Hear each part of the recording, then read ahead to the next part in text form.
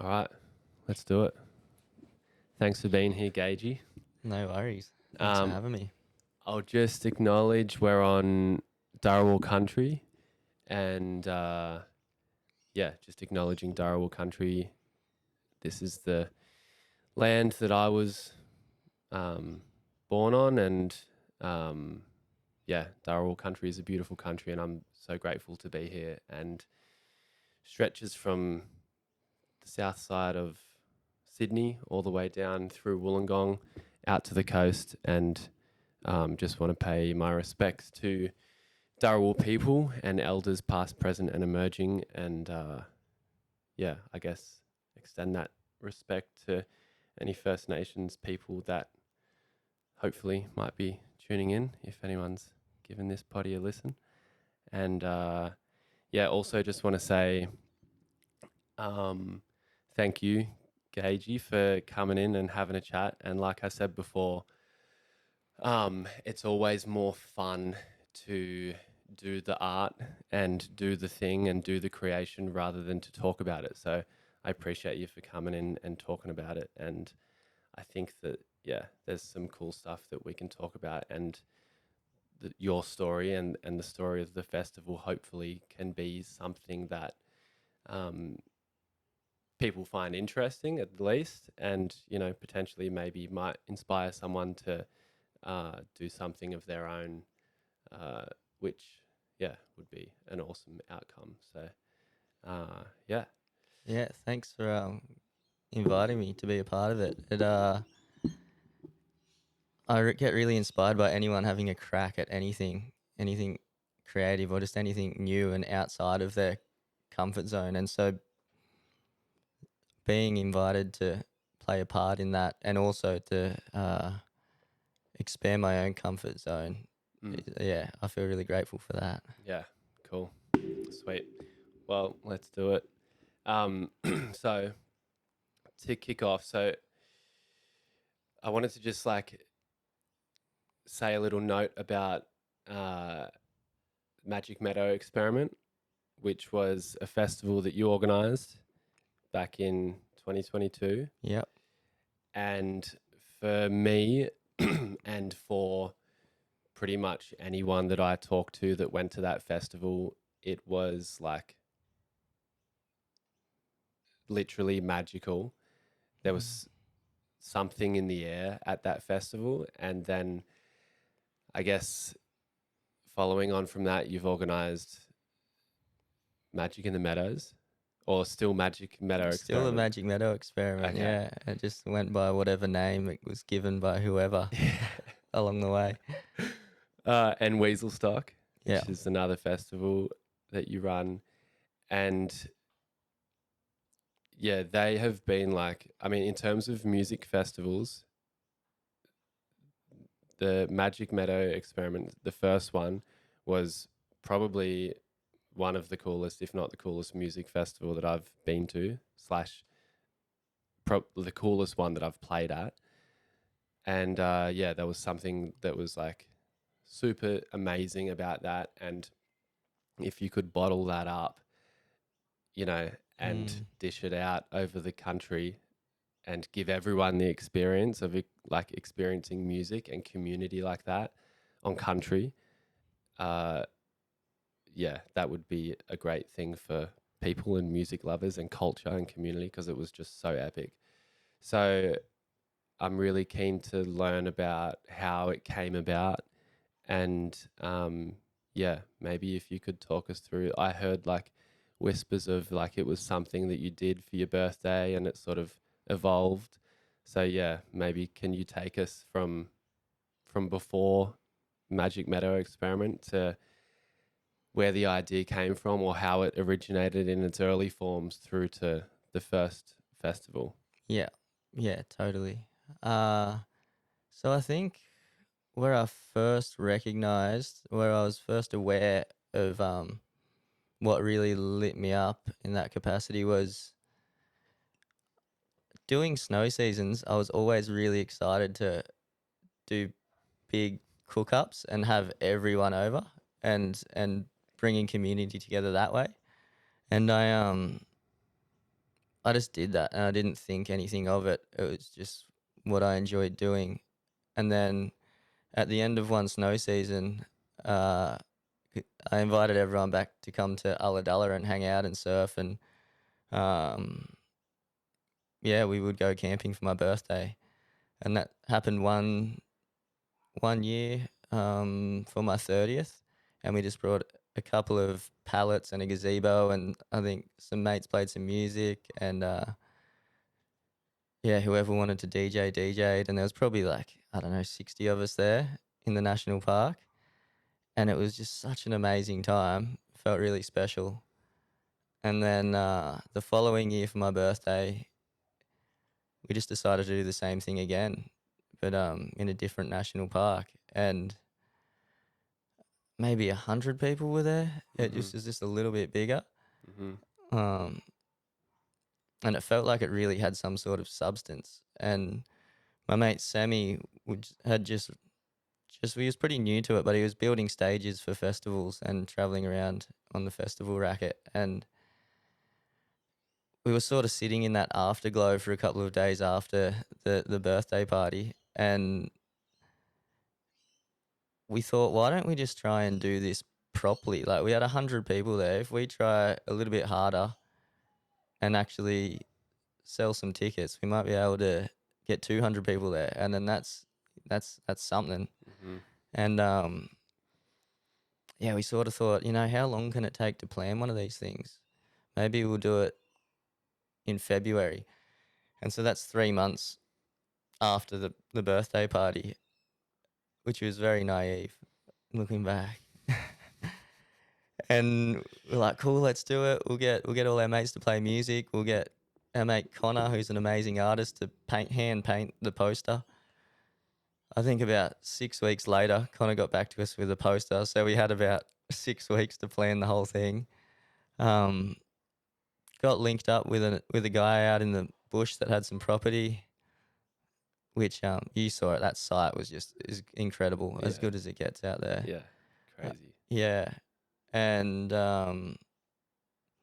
yeah, it was very ad hoc, and I think most of the artists played for free. Everyone just contributed their time, and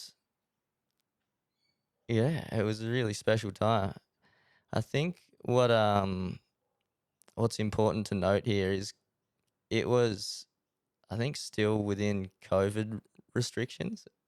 Right. It was right at the end of that before the world had opened up again. Yeah. And so it was very, very foreign to everyone because we'd been cooped up for so long and it had been really weird.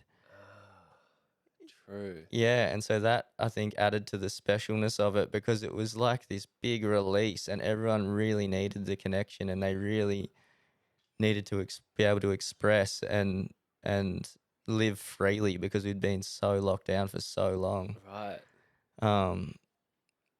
And so just a combination of nature, that freedom after the lockdowns, and realizing that it was possible too. I think everyone just came out of it feeling like, wow, if we can do that, what else can we do? Like, there's no limit to this. Yeah. Yeah. So I remember, I think I went to Cammy's place and he goes, oh, we just got asked. And so we had like just started as a band. And I think we'd played one gig before that, or maybe 2 gigs. And we knew Lux, obviously, through music in Cronulla. And Cammy goes, oh, yeah, we just got asked to play this festival. He goes, let me show you the Facebook, like the description. And we read through the description and we were both just like, holy fuck, this sounds so cool and so amazing. And I guess the energy from just, the description was kind of like nothing that we had experienced before. And yeah, I just remember reading that with him. And then anyway, it came around to the festival. We didn't really know, like we knew some people from Milton, Ulladulla area, but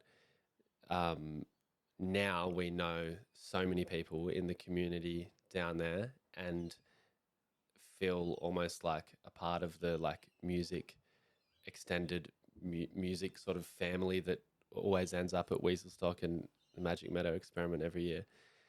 Uh, but at that time, yeah, we were kind of like foreign to down to that community. And we came down and we played Milton Hotel on the Thursday night, the night before. And Business Lounge played as well. Mm-hmm. And I guess maybe we were kind of like nervous because we had just started as a band and, uh, I guess a bit trepidatious because, coming in, you know what it's like when you're performing and like first starting out as a band. Uh, and then, yeah, we got to Milton Hotel, set up, and Business Lounge started. And we were just watching and we were just like, holy fucking shit, this is so sick. And instantly they were like my new favorite live band. And then anyway, we had an epic night that night at Milton Hotel and then drove in to the festival the next day, like avoiding all the potholes and yeah, the drive-in's like an adventure in itself.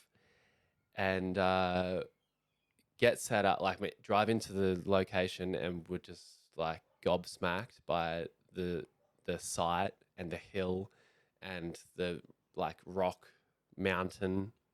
What's the name of that? The Angie walls. Engine walls. Yeah, Yeah. like perfectly situated behind the stage. Um, and then we like it's all sort of kicking off, and we go down for the welcome to country, and I still have like image in my mind and can feel in my body what it was like at that welcome to country. Like after reading about the festival and then coming down, seeing Business Lounge play, driving in, being like, "What? This is like Australian Woodstock Mm-hmm. like imagery," you know. Mm-hmm. And then yeah, sitting down for the welcome to country, and there was all this like hype and energy and build up to the festival. And I don't know if you can remember who did the welcome, but um, Uncle Phil. Uncle Phil, right? And we all like sat down on the grass, and he did a smoking ceremony, and then had all of the women line up and get smoked, and then all of the men lined up and got smoked after. And that like commencement ceremony slash welcome ceremony for the festival was like one of those special magical moments, and everyone felt it. And it was like, for me it was like there was this whole build up and there was all this nervous energy and like intense sort of Mm. energy, and then we got smoked and welcome to country, and it was like the energy of the place just went like Yeah. and everyone was on the same wavelength and in the same energy, and it was just like such a beautiful moment. um and then Business Lounge opened Mm-hmm. the festival, and we were stoked because they were our new favorite band.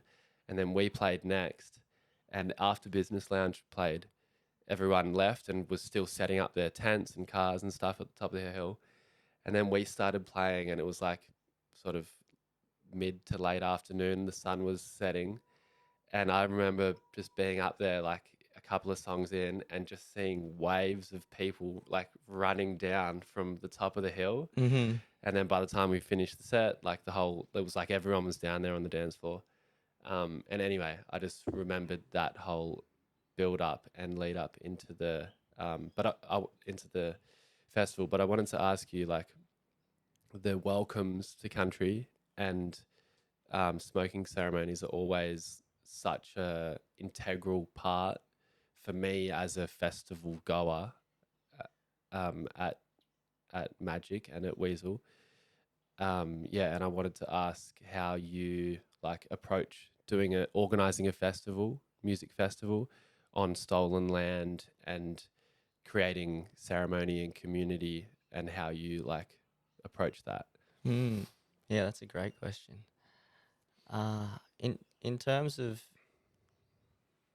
trying to make it a fully respectful and um, connecting gathering, we obviously there had to be a welcome. That had to be part of it. There was no negotiation on that, and which which worked out really beautifully. Like more, I think it all worked out more beautifully than we could have ever imagined. But Uncle Phil, he came out not knowing what to expect, and he said it was the most beautiful crowd of people he's ever had the pleasure of welcoming, and it was so reciprocal that I think that's a part of why it Mm, felt so good for everybody. mm, Um, and we've been on a journey ever since of trying to understand how we can best weave in First Nations practices and cultures and make it as immersive and culturally uh, integral as we can. mm, And we're still a long way from where we want to be, but we're very open to trying to bring in as much of that as we can. And now that we have the foundations sorted, we know that we can run a music festival and it's going to work, and we have all of the basics laid out. mm, Now it's a matter of reaching for that, that extra 10% in mm. every area, and that's one that we look forward to building on for sure. Yeah, cool. Um, so first Magic Meadow experiment, did you have like any highlight moments from that festival personally, like organizing, and did anything go wrong? And I guess, yeah, what was your sort of like takeaways after? Yeah, there's a couple of highlights. Driving in, because I didn't do any of the build because I'm the laptop guy. So driving in over that hill and seeing that stage set up at the base of the Byenji walls, I was so blown away. I did not expect Sammy to have built such a big, beautiful stage. Um, that was really surreal. Uh, and then also I remember in the Magic Machine set, just after it finished, that whole crowd of people that swarmed down to the stage, one of my mates came running back up from the stage to me to be like, "Who the fuck was that? What just happened?" That blew my mind. Cool. That's that's baked into Yeah. my memory forever. Nice. Um, there was when Lux played. I don't know if you remember, but there was a sun shower, but no clouds. Yes. I remember the sun shower. Yeah, no clouds. No cloud sun shower. That was that. That was like a little wink from the universe. Totally. Yeah, pulling back the veil a little bit there. Yeah. Um, but yeah, I think we all believed in magic for a little moment there, and Yeah. and that's it sort of came to fruition. 100%. Um, in terms of things that went wrong, well, Sammy and I got stuck there in the rain, packing down by ourselves for 2 days because we didn't see any further than getting the event Uh-huh. into action. Also, it started raining after everyone left. Yeah, yeah. But then we also didn't plan to have anyone there to help us, so it was us two packing down the whole site. But that's what you do sometimes Yeah. when you have no budget and no crew. Um, but yeah, so many things that if we had the capacity, we would have had a lot more stuff out there. Like we didn't have, you know, any medics. I don't even know if we had toilets, did we? I can't even remember. There were toilets on site, but yeah, There so were those like long drops. Yeah. yeah, Toilets on site. Yeah. so many logistical things that you slowly accrue over time as you have more Yeah. capacity to do that. But nothing major went Yeah. too wrong, which was really nice. Yeah. So how does it go finding space and finding like that space was obviously magical. Since then, it's moved to the new spot. I wasn't at the last Mm. Weasel, but I heard that like every year, I'm pretty sure everyone's like, "Oh, it was the best one yet." Yeah, they just keep getting better and better. Yeah. So how do you go about like finding space and working with like? Do you have to? Does council have to get involved? Do the police Mm. have to get involved? Do you just is it word of mouth like with landowners or Mm. yeah? Can I loop back to the last question with what went wrong, and then we'll come back? Yes, If that's all right, please. please, yeah. I just remembered our sound, like our production guy, the week before, maybe like 5 days before the event, got his truck stolen with all of his stuff in it. That's right. I remember hearing about that. Yeah, and so we've got like he was doing us a mega deal, and we had like three days to pull together a whole new production team on zero budget, and enter Barney, our mate. So our now good friend Barney, who's been a part of the events ever since. I randomly met his mate in Newcastle like a week earlier, and he said, "If you need any production stuff, let me know." And I was like, "Oh, we're sorted, but thank you." And then had that in the back of my mind, buried away somewhere. So then when the production guy got his truck stolen, I rang my mate in Newcastle. He got onto Barney, and Barney drove a truck down, no questions asked. It's full of stuff and set up and did it for next to nothing. Wow. Yeah, and now he's been with us ever since. Wow. Like supplying all of the gear. Yeah, Yeah. all the sound gear, all the lighting, Yeah. mixing all weekend. Yeah. Right. Mm. And it's the same sound dude as well who got his truck stolen, who still does sound. Or No, so the guy that got his truck stolen, we haven't. He hasn't been in the conversation ever since. oh, so Barney is the sound guy. Yeah, Barney's the new Okay. sound guy. Okay. Cool. Yeah. Cool. And is the link to him Lockie, who's the stage dude? Because I think So he we used to met live. Lockie through Barney. Oh, okay. The link to him is Isaac. I don't know if you know Isaac. Oh, Yeah, probably bumped Newcastle into him. guy. Yeah. Yeah. Yeah. Right. Cool. Mm. Yeah. It's funny how all of the weasels, like, I guess that's all of us. Like, there's just characters there every year that you get to meet who like you're like, oh yeah, that's that dude, that's that character who like runs the pizza shop or whatever, you know. Yeah. And Lockie and Barney are Mm. definitely some of the staple characters Yeah. for me anyway. Yeah, they're part of the family. Yeah. Yeah. So, like working with getting a site. How does that all play out? I'm just gonna close that door, but yeah. Yeah. So the first site, our mate Swan had thrown a sort of a micro doof called, I think it was called Sabbath Day, and it was I think like psytrance, and um he threw this doof for 40 people in the middle of winter on a site. Through word of mouth, he got onto a guy called Gary who had a property that was willing to let him do that, and so Swan hooked us up with Gary, and that was how we got that first site. And yeah, Gary's a legend, and he really helped us out there. Mm.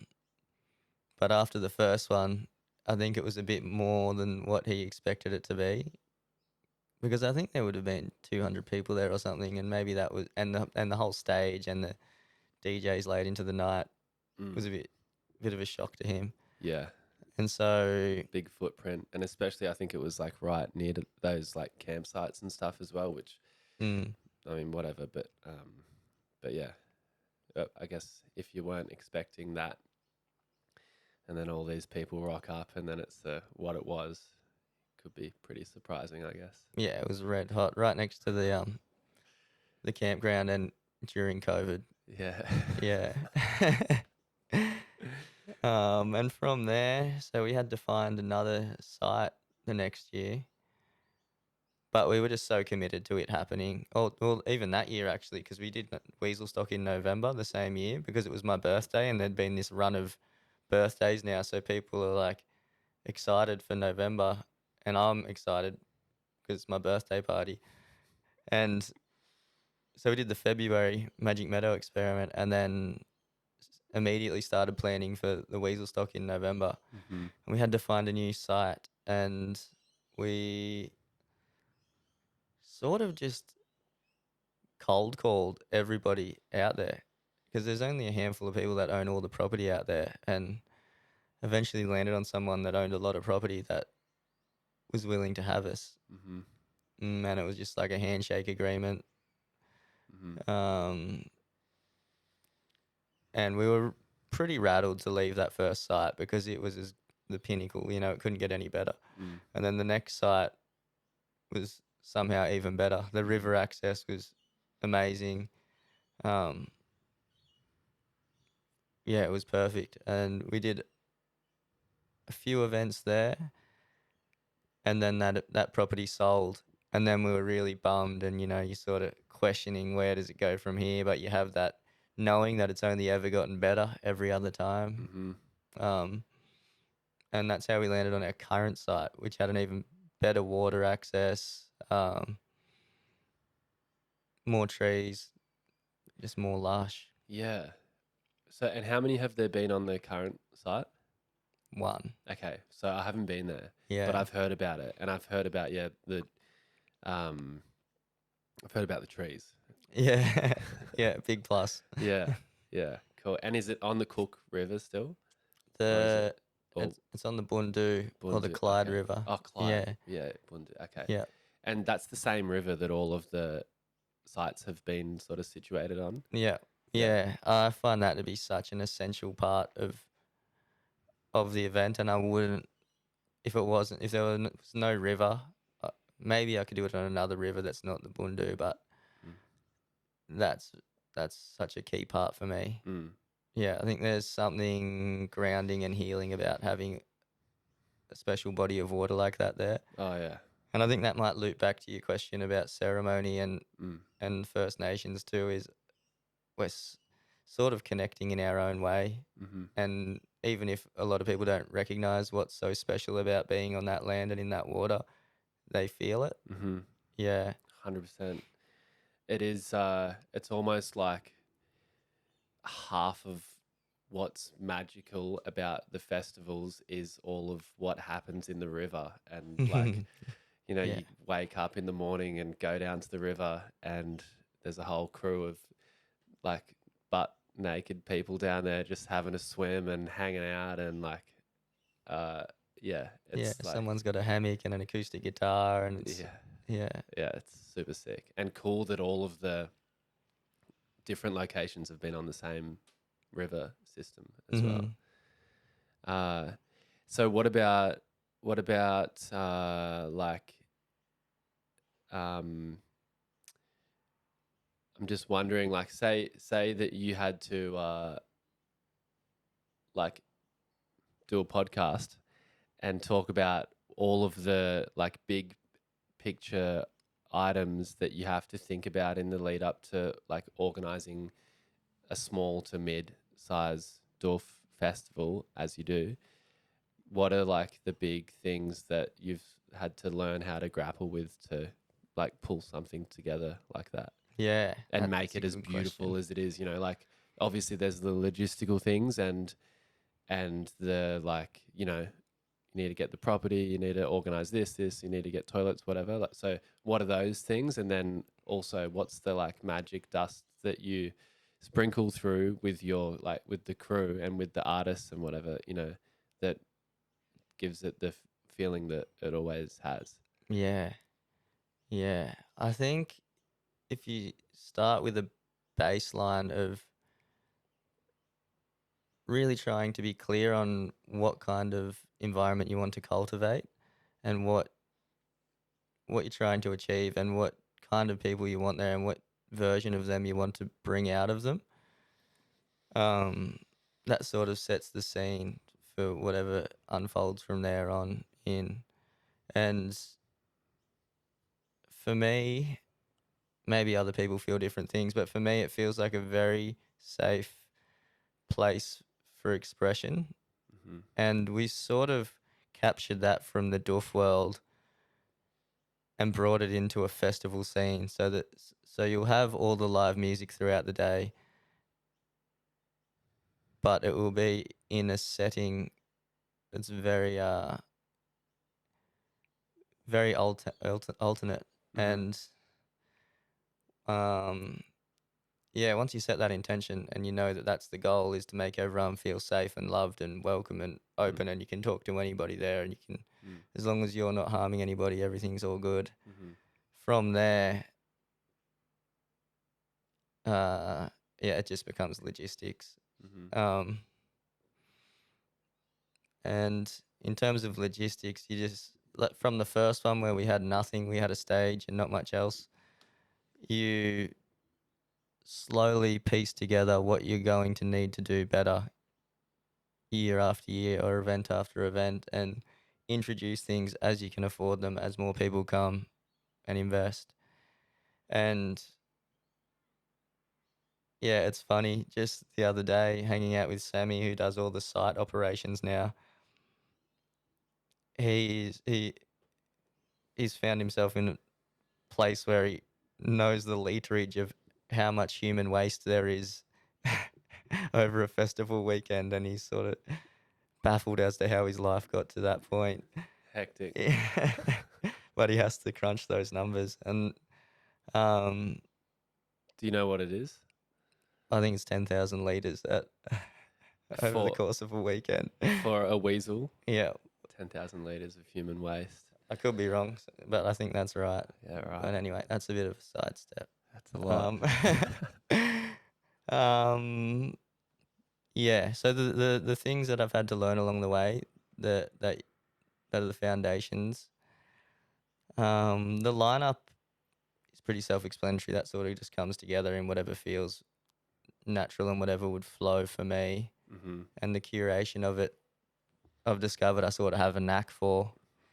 I think I just book artists that I like and that I think would work in that setting, and then put them in an order that feels right to me. And so far, people have been resonating with that. So Mm-hmm.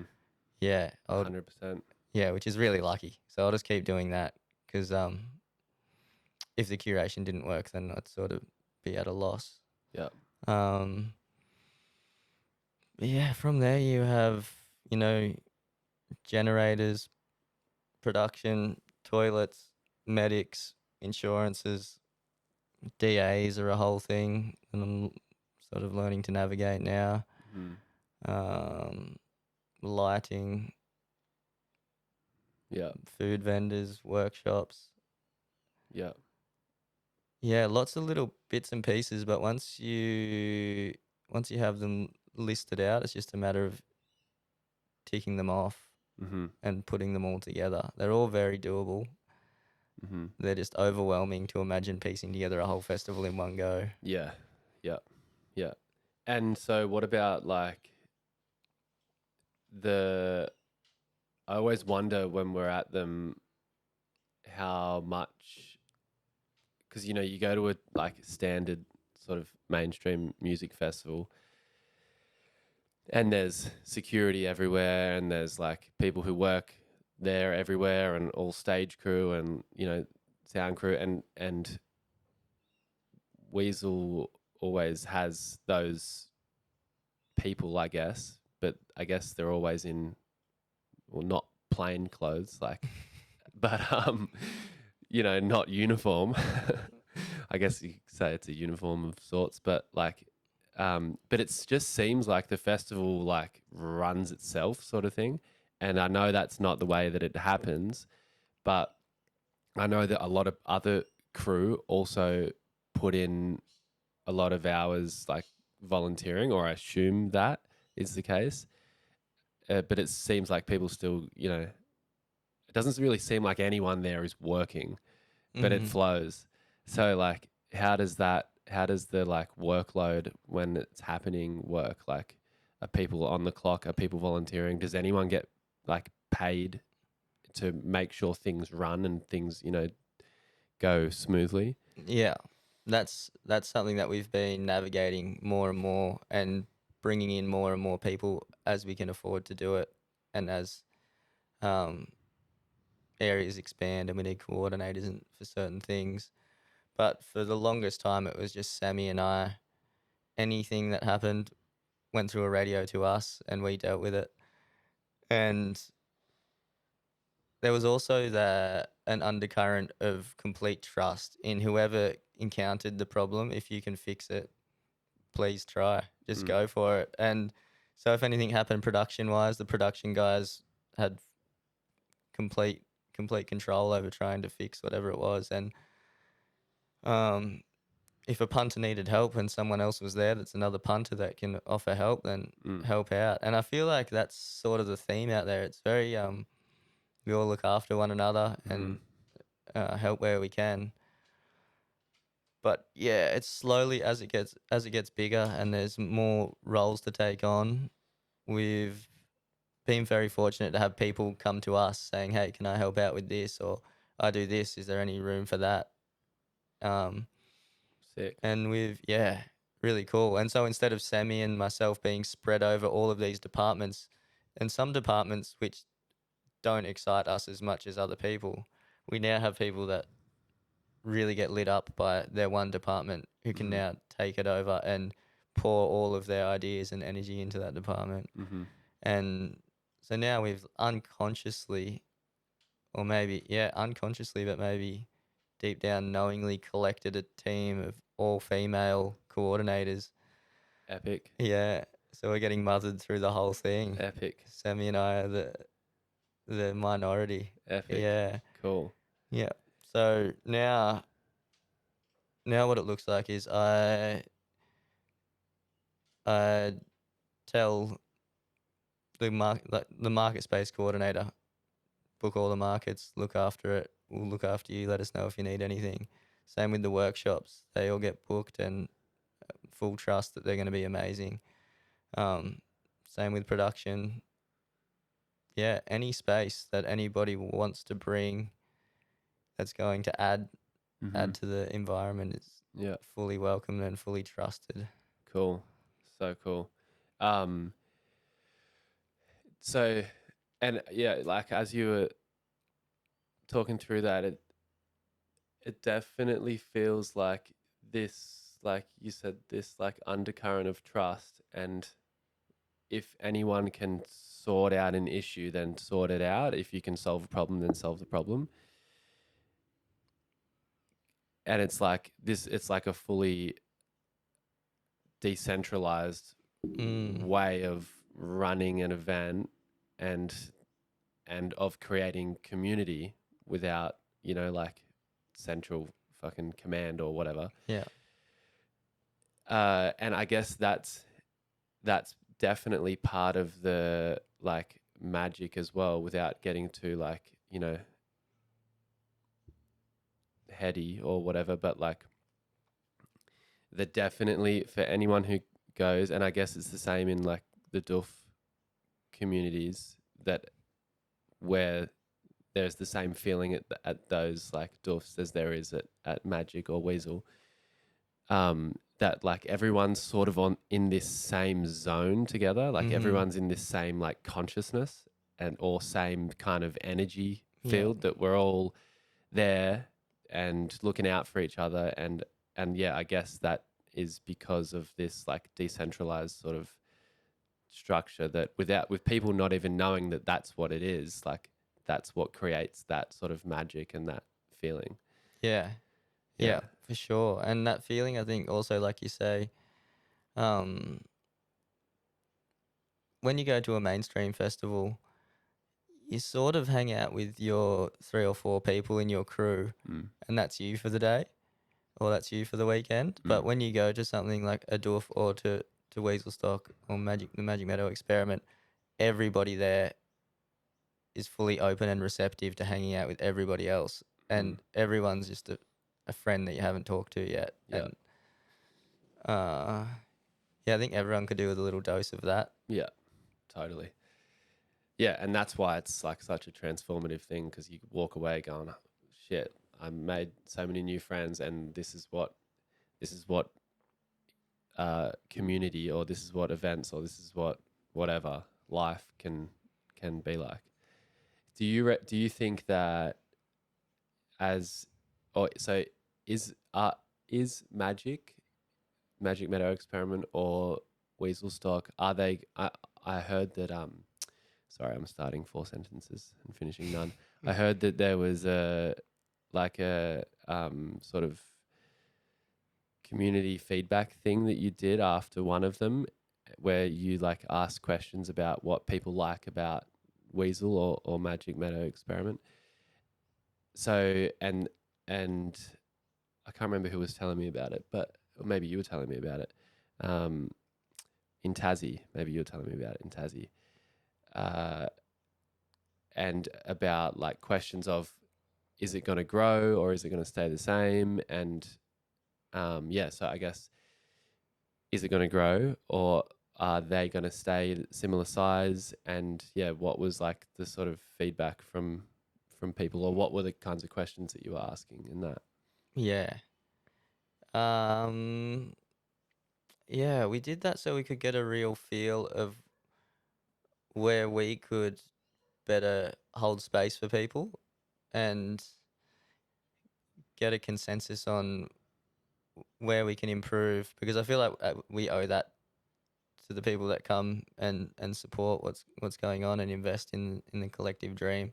And if there are places that we can improve, then we definitely want to know about it and work together on it with the community, rather than us dictating like, we know best, this is what it's going to look like and you're going to accept it. Mm-hmm. And so it was cool to get, we got hundreds of responses, and it was cool to collate them all. And um yeah, well, we got an overwhelming amount of love, obviously, but then the ones that had criticism are the ones that really stick with you, I Mm. think. And so we compiled a list of the top 5 things that people felt would improve their experience, and now we're really excited to implement these things and improve these things moving forward. And I think if we keep doing that and keep having regular check-ins with all the weasels, then Mm-hmm. we can grow together and improve that space. Um, and in terms of how much we want to expand, we that's an interesting one actually, because about 2 weeks ago, Sammy and I had a chat and said we want to try and cap it as it is and bottle the specialness that's going on, because a few people said that it feels like it's changing. And yeah, people don't like change, and we don't want it to lose that Mm. essence that it had when it was a small boutique thing. Mm. Um, but over the weekend just gone, Sammy and I like to travel the world, absorbing what we can from other festivals Mm-hmm. and other doofs. And over the weekend we went to Gumball Festival, Mm-hmm. and that started in a similar way. Just some mates wanted to play some music and put something together, and now it's been going for 21 years. And I imagine, like, to me, it felt like it probably felt year one, and it had 4,000 people there. And This gumball that you just went to felt like Magic Meadow Experiment, or it felt like the first gumball it would felt have. like probably what I assumed the first Gumball would have felt like, which would Right. have been similar to the first Magic Meadow Right. for them. It would Yeah. have been their version of that.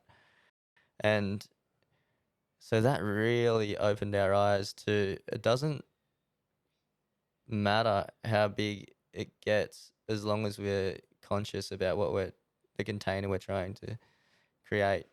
And it felt to me like they were just bringing together more like-minded people, Mm-hmm. which just adds to the experience. Mm-hmm. Yeah. And then also, I work at Golden Plains and Meredith every year as well, and they're, almost 15,000 people, and not a single dickhead amongst them. Mm-hmm. Mm-hmm. And so, yeah, that really shook my perspective Mm. on needing to cap weasel stock. Cool. So I guess we'll just keep maybe 100 or 200 people at a time, Mm-hmm. upping the capacity until eventually it feels like it's lost something, and then we'll reevaluate. Cool. Cool. Nice. And yeah, I mean, like that's also what keeps it exciting as well is change, and like that brings a totally different element to it. So, um, yeah, talking about other festivals, like you obviously spend a fair bit of time like cruising around and working slash punting at different doofs or festivals, or and uh, I wanted to ask around this because at the moment in Australia, like there's talk of like, you know, it's not like music fest, and this is in the mainstream realm. Music festivals aren't what they used to be, and all of the big ones, like whatever for whatever reason, can't afford the festival or the insurances or whatever it is, and so like we don't have that culture around those big festivals anymore. But if you're involved in the I guess more underground or more alternative like festival scene, it seems like festivals are popping off Mm, everywhere yeah. all the time. So yeah, what's your take on that? And like, what are some of the highlights, or what are some of the big things that you take from some of those festivals? Like, do you have any favorite festivals that you go to? Yeah. Yeah, I would say that the mainstream festivals sort of losing their steam while the alternate festivals are thriving probably comes back to that connectivity and everybody feeling like they're a part of something bigger Mm-hmm. and a part of something special. And at a mainstream festival, you sort of buy a ticket from a faceless corporation, and you go in, and it's all pretty generic. There's not a whole heap of art or culture in there. Mm-hmm. Um, you feel disconnected from the artists a little bit. Mm-hmm. Um, you're waiting in line for $20 vodka Red Bulls all weekend, and it feels like the values and the goals are different, and now people are being more conscious of where they're putting their time and energy, and craving something a little bit deeper. Mm-hmm. Um, and yeah, I don't really even go to almost any mainstream festivals anymore because they're so void of Mm.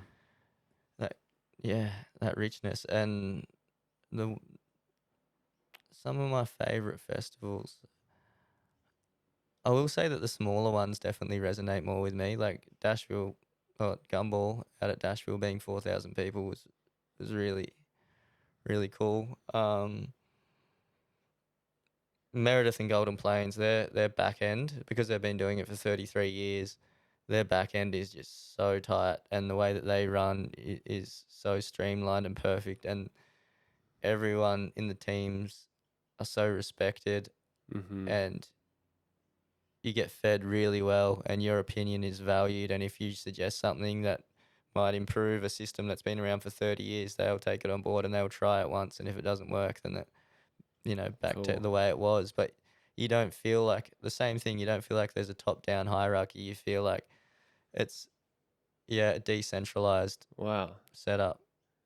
Amazing. Yeah, as much as it can be, I guess, because when you have 15,000 people, you need to have someone calling the shots. But Yeah. everyone feels very level.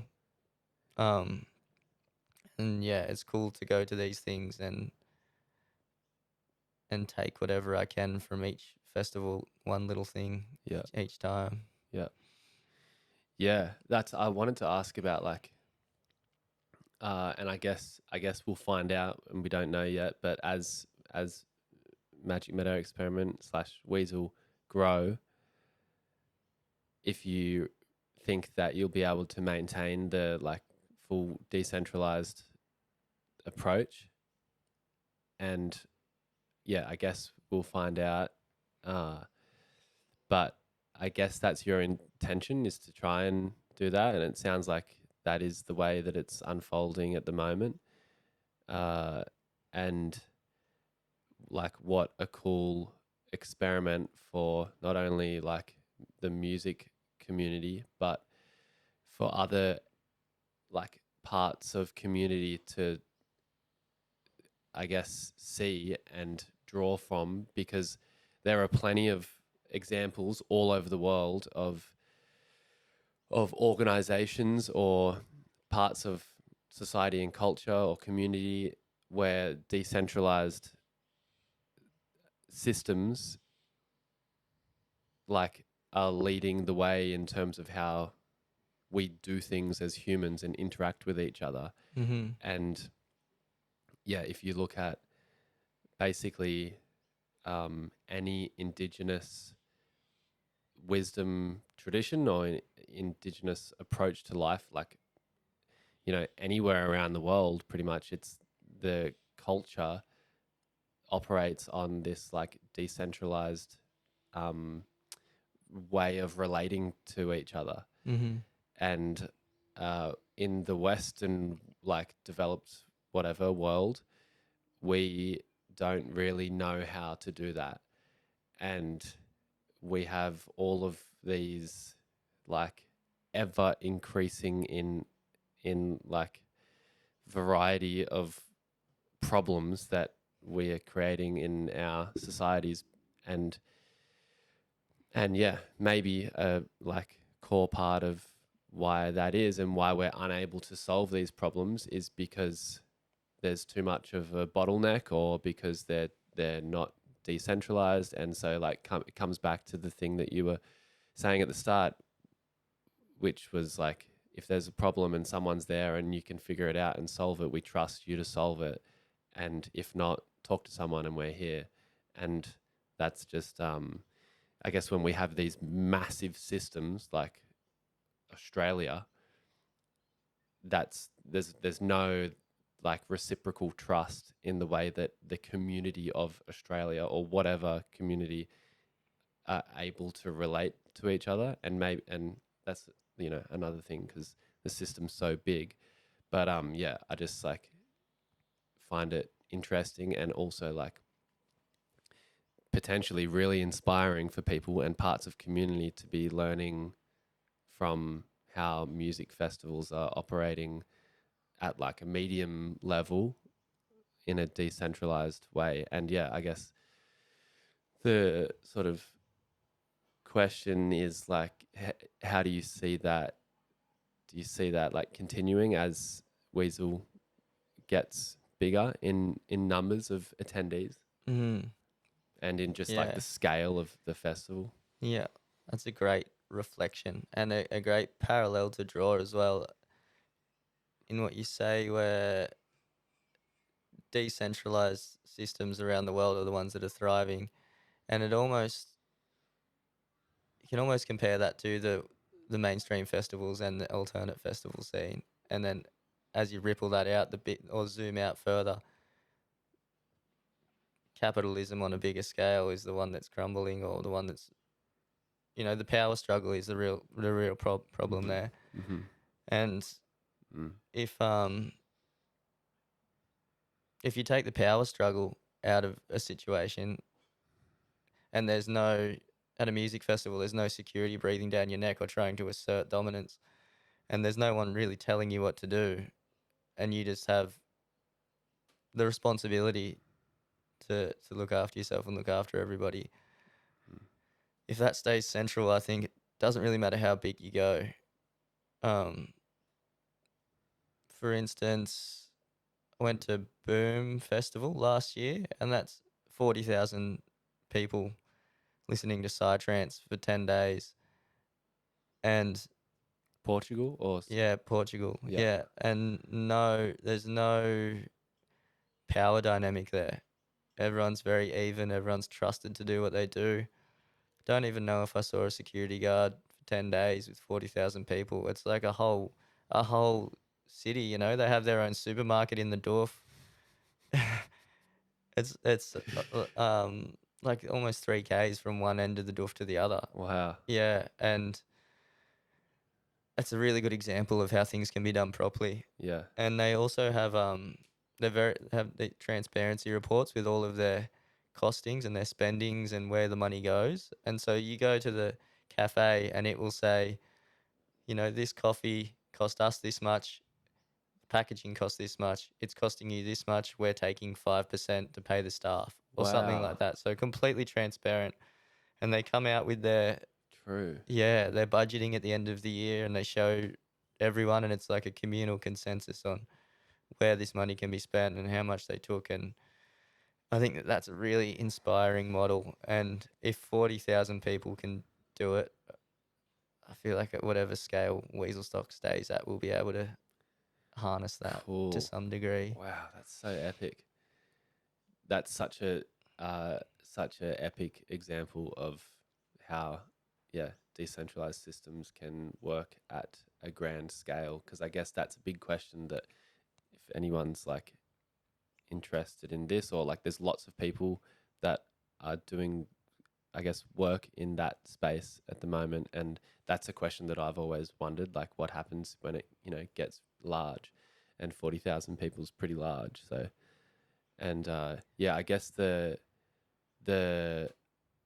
like, coming back to your point again, like the undercurrent in that system at Boom is trust. Like we all trust each other to be transparent, Mm-hmm. and we don't have to outsource security or cops or whatever, because there's this like fundamental, like robust trust. Mm-hmm. And we know that we can like solve our issues because of that trust. And I can just like sort of picture people saying, oh yeah, but what if this happens, or what if, like, and there are those situations where you might need to, where something horrible or bad might happen. But I don't know, I guess if you set it up from a starting position of trust in the relationality or whatever, and trust in the community, and not from a place of fear, Mm-hmm. then you're sort of off on the right foot in terms of problems and stuff. So yeah. Yeah, that's Um exactly it. And I don't even know if decentralization is the yeah. correct term, but it's the one we've hooked onto. But Yeah. because there are, exactly as you say, there are all of these safety blankets in place and procedures that are there in case anything does go wrong, and most oftentimes something goes wrong. Mm, But until something goes wrong, everything is flowing as it should, and everyone is of equal value. mm, Yeah. cool.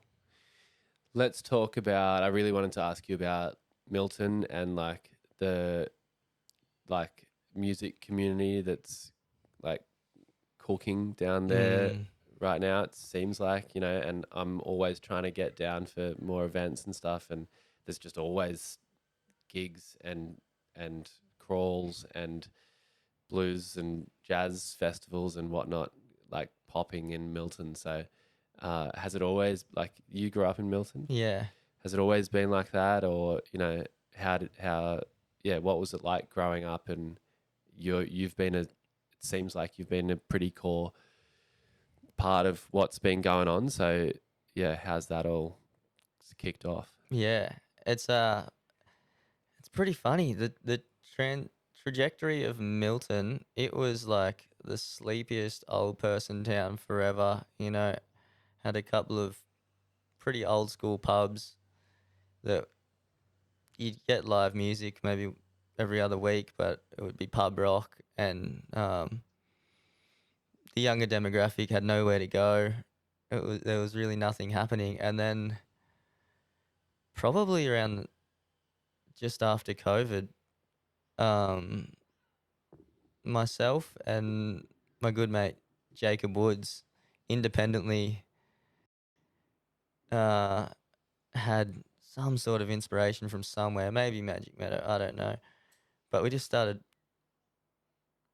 putting our ideas out there and seeing what we could make of them. And Jacob got a job at the pub and he was booking all of the events at the Milton Hotel. And so all of a sudden, I had a direct line to being able to connect bands with the Milton Hotel, and Jacob was pumping music in there, like amazing music all the time. And we went from having nothing to being overwhelmed with music, and then in the midst of all that, my mates Kurt and Ash opened up Bar Yuki across the road, which is an amazing Japanese restaurant and bar, and they started hosting music, which was outside of our wheelhouse too, because we were hosting, all of our friends and some smaller bands and stuff, and some eccentric stuff, and then they started bringing in um, big bands that people knew, and it added a whole nother layer to the dynamic of Milton. And now it's crazy. It's like there's Yuki Fest in January, and there's Milton Crawl in March, and there's the Milton Jazz Folk and Blues Festival in May, and it's like sort of having to negotiate between each other where we can fit in festivals because there's not enough months in the year. And How good. yeah, it's amazing to see where it's going and how we're all feeding off each other. Yeah. So what are the like running events at the moment, like across the calendar that like in terms of not gigs but like bigger sort of events that happen? Yeah. Well, we just had Yuki Fest in January, which the bar Yuki crew closed off the street, and yeah, they had a killer lineup, almost 2,000 people there, and I think actually now that I think about it, in a way, this glow up of Milton is similar to that feeling out at the first Magic Meadow where there was something new and novel, and it opened everyone's eyes to what could be done and how capable Milton is. Mm. Mm. And so once the floodgates opened, Mm. it just went ballistic from there. But yeah, so the Yuki Fest in January, and then Milton Crawl is in March, and Mm. that's 10, 12 venues around Milton. They'll have music all day, Mm-hmm. all different genres. And you run that? Yeah, that's what I run that with my mate Harry, who runs Holy Pavlova. We have a project called Sunduster, which puts on gigs on the South Coast, and working on some festivals and stuff. Um, and then in May, Jacob does his Jazz Folk and Blues Festival, which is 3 days of non-stop jazz, folk, and blues, and some other stuff on the fringes of that too. And that one, I think, really appeals to the broader demographic. Milton Mm. Crawl and Yuki Fest might not get the oldies there, and it might be a younger crowd, but everybody loves Jacob's 3 day Mm-hmm. festival. It feels like a real community driven event, and the fact that it's free as well. I Mm. think there's no barriers between people Mm. and some jazz music. Mm. Hectic Yeah, jazz music to bring people together. yeah, So that's this weekend, is yep. it? Yeah, That's tomorrow. Starts tomorrow. that's tomorrow. I think I'm gonna have to just get myself down there. Yeah, come on down. So because this will probably be out, I don't know, after that. Yeah. So that's always like the first weekend of May or thereabouts. So far, yes. Okay. He's talking about having a break next year, but Mm. he also spoke about having a break this year. I think he loves it too much to let it go, but Yeah, the stress yeah, is sort of yeah. crumpling in at the same time. So how does because the highway obviously runs straight through Milton, right? Yeah. So that road's obviously not closed, but the side road that goes down past the pub and Bar Yuki, Yeah. that's you close that road off. That's where they have Yuki Fest. They put a Right. stage at the end of the street there. Milton Crawl, we don't close any streets as of yet. We just fill all of the venues with music all day, and you sort of bounce around. Yeah. Jacob's Festival, he's closing the same street but on the other side of the highway behind Right. Pilgrims there. Uh-huh. Cool. Mm. Sweet. And I want to ask you about Sunduster, but before that, you were telling me before about like the laundromat and stuff. Yeah. So yeah, just tell us about, and maybe the theatre, like some of the cool venues that operate in the crawl and in the Yeah. jazz and blues. Yeah. Well, that will tie in with the Sunduster thing, which is cool. Cool. So Harry, that I run Sunduster and Milton Crawl with, he has a project called Holy Pavlova in Wollongong, and they host a lot of gigs, and he's always had a drive to activate spaces that are unique, and so that has sort of uh, sort of lit that fire in me as well, or it's rubbed off on me, and now I'm looking for niche spaces because we've done the pubs to death, and Mm. venues are sort of losing their novelty. Mm-hmm. And so yeah, at the Milton Crawl we put some vinyl DJs in the laundromat, the local laundromat, and it was like the place to be. Everyone was so excited by how novel that was and how fun it was in there. Hectic. Yeah. Yeah, Milton Theatre, that's just a staple. They always have amazing music in there. Mm. Yeah. Um, what else? Yeah, we had an art gallery last year that had some vinyl DJs in there as well. Basically, any space that has a bit of a vibe that we can Mm-hmm. latch onto and translate that into music Yeah. is the goal. Cool. Epic. And yeah, what else is happening with Sunduster? You said maybe like other festivals or yeah, what's, I guess, like what's your sort of like vision, or what do you want to do with Sunduster, and is there anything, what's happening, what's in the works? Yeah. We have, well, there's always just sort of sporadic gigs popping up here and there that we piece together in Milton and around the South Coast. Hmm. At the moment, we're piecing together some of the lineup for Bloomfield Festival, which is in September, the first weekend of September in Nowra on the Shoalhaven River, which is beautiful. Mm-hmm. Yeah, if you haven't been to that yet, I haven't you been. you got to get there. Yeah. Yeah, it's really cool. Yeah, I keep seeing it, like all of the like video content and stuff that comes out as promo for that looks epic. Yeah, Like the location look, and so yeah, hopefully this year I'll make it down. yeah, it's amazing. It gets really big lineups, really good camping vibe, good Cool. crew. Um, and yeah, a big part of that has been trying to collab with other people doing cool things. Like Harry and I linked up just because we both do similar things and love organizing events. And now we've got Sunduster together, and Sunduster will be curating the second stage at Bloomfield, Epic. which is a cool way to cross pollinate and boost each other up a little bit. Totally.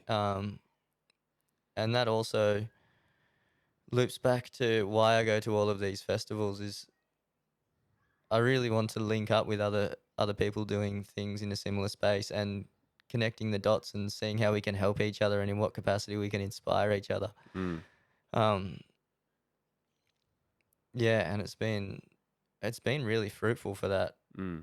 Like when you go to these smaller events and these alternate events, you can really connect with the people behind the scenes, and they're generally pretty willing Mm. to connect on things. Yeah.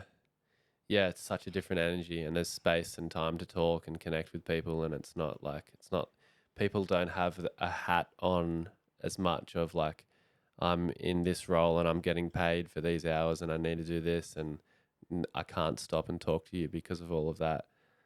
It's yeah, that's cool. Yeah.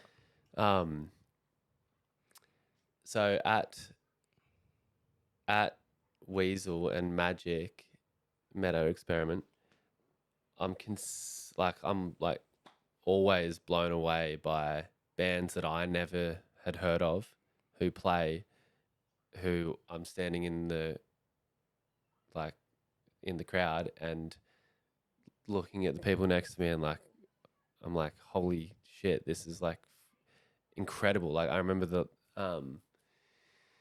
last year's Weasel, some of the best bands that I've seen played on the stage, and yeah, I remember talking to like our crew and just being like, it literally feels like the best up and coming or the best underground music in Australia is somehow finding their way to this festival. And I'm sure you like also you curate all of the music, so I'm sure you have similar feelings about the quality of the bands and artists that play. Um, yeah, how does that is that similar to like connecting with people at other events and hatching up ideas for stuff like yeah, how does all of the curation stuff come about, and how do you like find such quality? Yeah. Uh, a lot of that going to other festivals and gigs all the time is a big part of it is like trying to discover new music and seeing what's out there and what would feel right at Weaselstock. Um, and then also a lot of people telling me, "Oh, you've got to check out these guys. You know, Mm. they'd be perfect there." We also have an application process where we get hundreds of applications every year, and yeah, a small percentage of them because it's so niche, the lineup at Weaselstock, and it's curated in a way where there's only you know two psych rock slots, and then it'll transition to whatever genre's next. And Mm-hmm. so a lot of the a lot of the people that get thrown my way don't make the cut because it's so specific. Mm-hmm. But I'll pick a couple from word of mouth. But the majority of me finding music is going to a band I like, going to their gig posters, seeing who they're playing with, and then just fractaling out from there. Mm-hmm. And yeah. And it's like I'm so into it. I geek out on it so hard that it's not like I'm at work Yeah. really slaving. I'm just like trawling for something amazing, and maybe I'll get Yeah. 20 bands and that don't resonate, and then one of them I'll be like, oh my god, how Yeah. do they have 230 followers? Yeah. These are the real deal. Yeah. And it's a bit of a symbiotic thing in that I selfishly really want to hear them play on a big rig to a big crowd, Yeah. and it gives them a platform as well to be able to play their music Mm-hmm. to a crowd in an atmosphere that maybe they haven't before. And so I'm really appreciative and blown away by the fact that they're playing music because they're so talented. But then Yeah. I think they feel something similar too. Oh, 100%. Yeah, which you would be able to speak to. For sure. Yeah. And there are so many of those bands that like say if you follow them after what it or on Instagram or Spotify or whatever, and they're like not they haven't got that much of a reach at all, like, Mm. and that's definitely what makes it more special for them to play a festival like that, and also for the audience as well, to like whether you know or not, but to see a band that like maybe they haven't been around for that long, or like maybe they're brand new, or maybe they have been around for a while, but um, you still haven't discovered them. And yeah, that like dynamic, it being good for you as the like event um, creator, them as the band and the audience, like Mm. that definitely adds to the magic. Yeah, yeah. Yeah. It's not like they're going through the motions of playing their 10th gig for the month and Mm, their energy's not there to put out fully. mm, Yeah, it's yeah. it's like a special, fresh kind of energy from everybody involved. Yeah. And I like the idea of the event not hinging on a big lineup. I don't want people to come because there's a name on the lineup that excites them. Mm, Um, well, that's cool, but that's not what we're about. mm-hmm. I would love to one day never even release a lineup, and you just come and you get what you get. Epic. Because so far it's been pretty safe that the music works, Yeah. Yeah. and you're coming for the experience. Really, the music's just a plus. Totally. Yeah. And a whole massive part of the experience is discovering bands. Like that's a major part of the festival experience, is discovering bands that you've never heard before. I've I've got to pee. Yeah. So how are you going? Do you need to pee or anything? Yeah, I can pay. Yeah.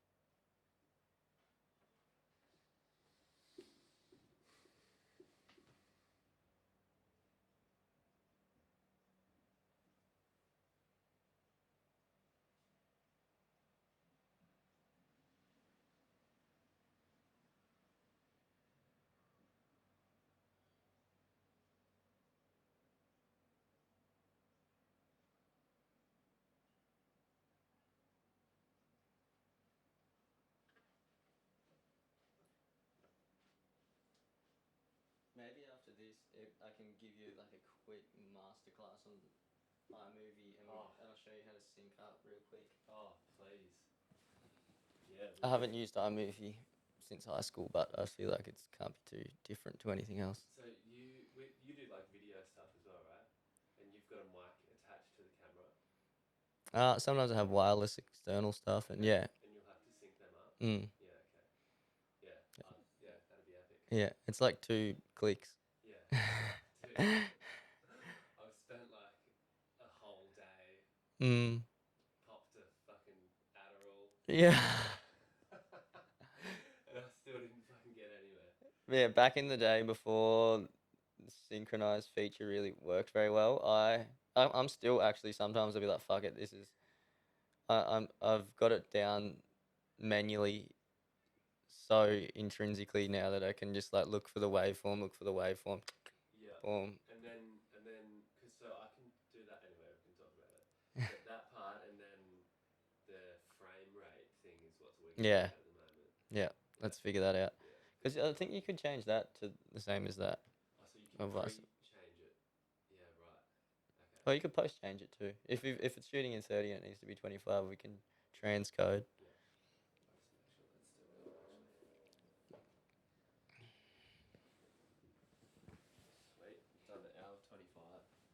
I'm just Flowing. Yeah. Oh, so good. I'm so glad. It's been such a awesome combo. Mm. And so good to hear some of the like Inner workings. yeah. And the other things like Bloomfield and Sunduster and all that. Mm. Like cool to just I'm just looking at these questions. I'm just wondering if there's anything else.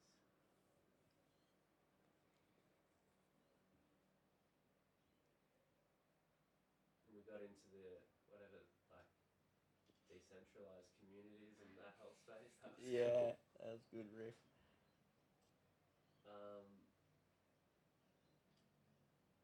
Alright, I think we'll like probably wrap up soonish. Yeah.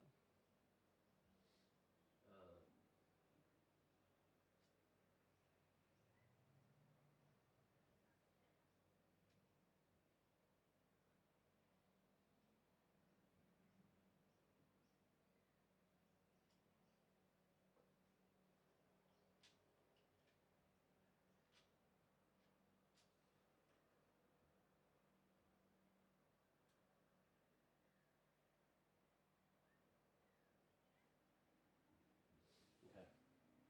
I might just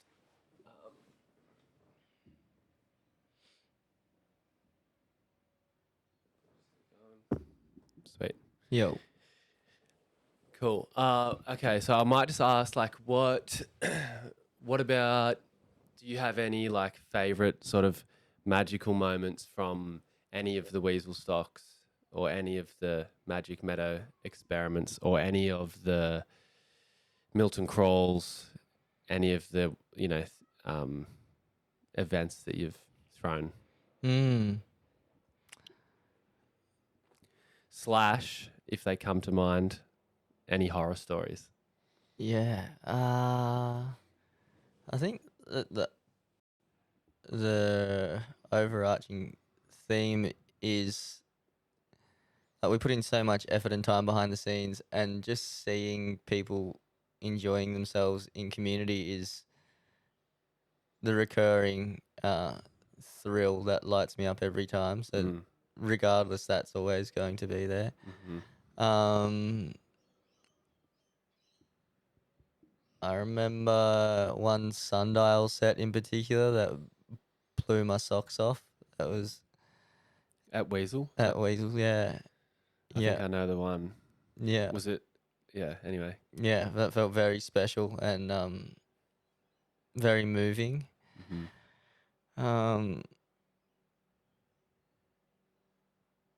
Yeah, I think it's just the whole. It's hard to distill it down to one moment, because I think it's a whole feeling and a whole movement and a whole process and a journey that we're still only in the middle of. Yeah. Yeah.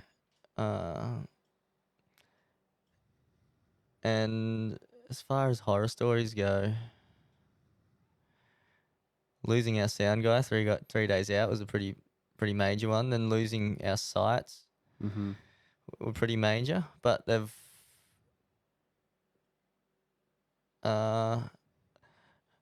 I think it's important to preface this by saying that I have this um sort of unwavering belief that everything is going to be great, and it's very naive, I think, in a way, and very, maybe some people would call it unrealistic, but having that trust that everything's going to be perfect has made any hiccups or any hurdles that have presented themselves, Mm-hmm. it's just a matter of, I'm not seeing this hurdle, I'm seeing, okay, cool, what's the way around this, and then we'll move on with Mm-hmm. whatever's next. Mm-hmm. And it's not a matter of like, oh, how disheartening is this? It's like, okay, we'll pivot and we'll make it better. Yeah. Yeah. Cool. What about outside of the events you've put on?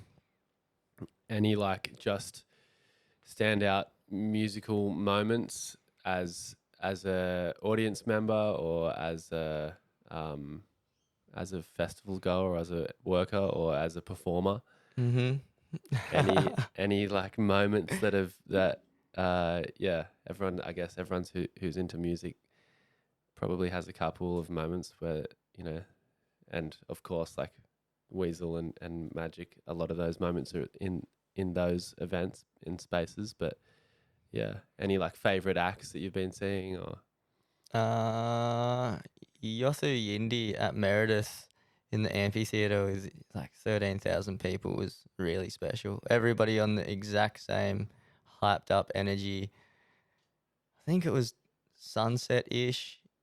The whole amphitheater bouncing, pure yeah, joy, like pure bliss for that whole set. It, yeah, it was magical. wow, That's definitely one that's baked into my memory forever. yeah, when was Um, that? where was that? When? When? Maybe 2 years ago? Okay, Yeah.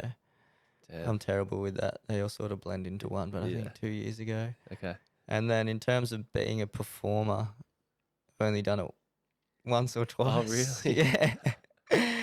I didn't know that. Yeah. Yeah, And so right. I would say that one Sundial performance, Uh-huh.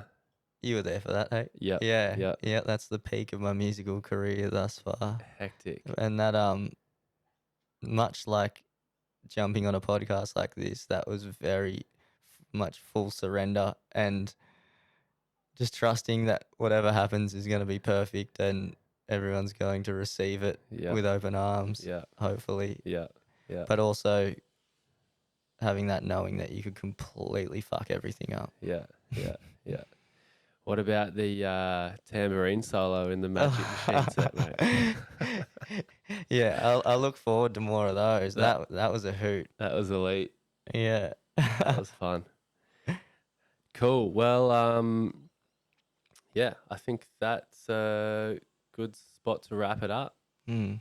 Thanks for being generous with your time and your words, and thanks for doing what you do and like creating community and culture around music and events. And I'm definitely keen to get more involved. And